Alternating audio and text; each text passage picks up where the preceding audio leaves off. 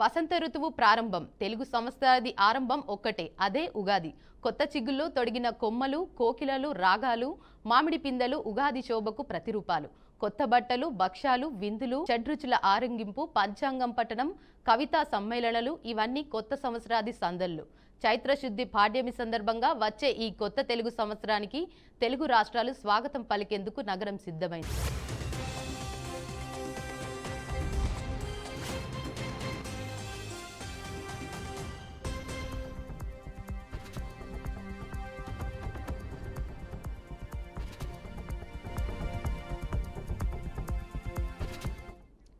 మామిడి తోరణాలు, పూల అలంకరణలతో ఆలయాలను అందంగా ముస్తాబు చేశారు. పంచాంగం పఠనాలు, పచ్చళ్ల పంపిణీకి ఏర్పాట్లు చేశారు.